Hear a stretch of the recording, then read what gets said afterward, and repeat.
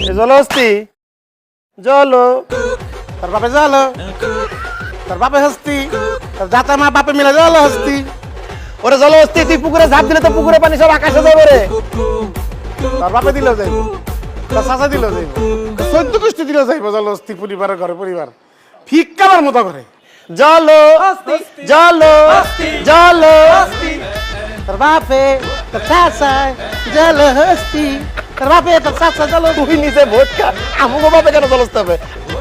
তোর বাপা কিন্তু মোটামুটি না জলহস্তি। হ্যাঁ তোর বাপের কে জলহস্তি। তোর 14 গোষ্ঠী দেখতেছে এই হাততালিতে তার কত জলহস্তি জলহস্তি জলহস্তি আল্লাহ নাতে। আচ্ছা আচ্ছা এই মাল তো গেছে গা, নতুন কোন মাল আছে এলাকায় পচা মুজে? ওরে বেঙ্গালি এখন তুমি? কাকে বেঙ্গলো? ওরে বাবা রেফাত। কোন রিফাত? আরে ভাই আমার বন্ধু রেফাত, ওই যে কানে কম শোনে। হ্যাঁ তো কি হয়েছে? এই তুমি ওরে কে কে কইছো গান, ওরে খেপাইছো গান? তার সাথে তোমার দেখাই হয় নাই। তার মানে আমার বন্ধুর সাথে তোমার দেখা হয় নাই? সারাদিনে তো কেউ আসেই নাই, শুধু একবার কলিং বেল বাজছে। তারপর কয়েকবার কলিং বেল বাজার পরে আমি বললাম কে কে কে, তো ও যে রিফাত সেটা তো আমি জানি না। আর দূর ওইটাই তো একটা ঝামেলা হইছে, তুমি তারে দেখো নাই? না এর জন্য তো আমি তাকে বললাম কে কে, আমার তার সাথে তো দেখাই হয় নাই। ওনাকে আমি খেপাবো কোত্থেকে? কে বললে কি হয়?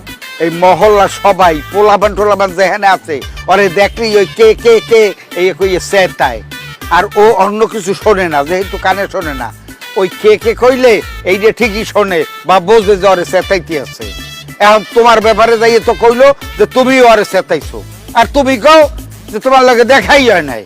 এখন চ্যাংরামন্দা নামে একটা জায়গা আছে, ওইখানে আমাদের যদি যাইতে পারি আমরা 2 ঘন্টা সময় ব্যয় করতে পারি, এমন এমন পিকুলিয়ার এন্টিক পিস আমরা পৌঁছাতে পারবো যেটা সারা জীবন সুখ নিয়ে ঘুমাইতে পারো।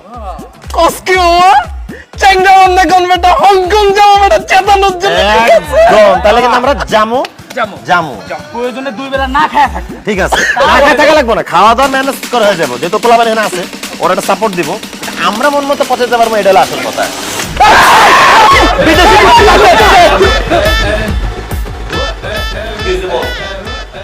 যে নাবিলা যে পোলার সাথে প্রেম করতেছে, হ্যাঁ তুমি কেমনে এলাও করলাম আমার প্রেম ডর লগে? আরে কার কথা বলতেছিস, ক্লিয়ার কর। ওবায়দুল ওদের ফালতু ছেলে আমার কি বলছে জানো? তোরে কি কইছে? Water elephant. আমি বলে জলস্থি, আমার লগে যায় ব্যাপারটা বলো।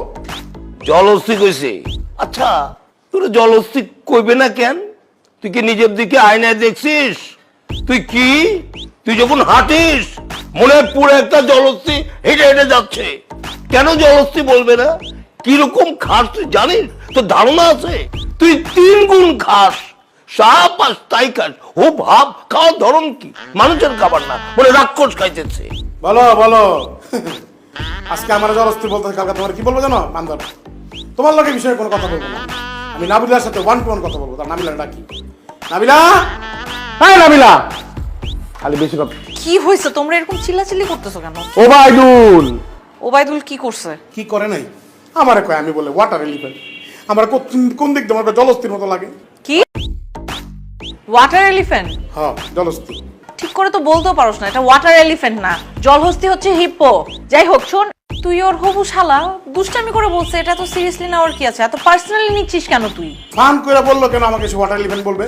সে বুঝতেছে না আমি তার মনে করতে শালা হই। তুই এই একটা ছোট্ট খাটো একটা ফান, এটাকে তুই এত সিরিয়াসলি নিয়ে তুই আবার আমার বাবার সামনে এসে বিচারটা দিচ্ছিস, এটা কি কিছু হলো? এমনিই আমি আছি ঝামেলায়, তার মধ্যে তুই আরো ঝামেলা বাড়াচ্ছিস।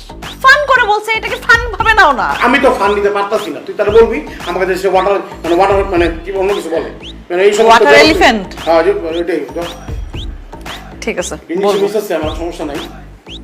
এই জন্য না বলে আমাকে, আমি বলে জলস্থি মতো দেখতে কোন কথা। তোর বাপ তো বড় মাংকি করে ভালো। আবার একটা কথা বলি তোদের, তোদের দুজনের কথা শুনে মনে হইতেছে এই বাড়িতে আমার থাকার কোনো অধিকার নাই। কেন এই বাড়ি আবার তোমাকে কি করলো?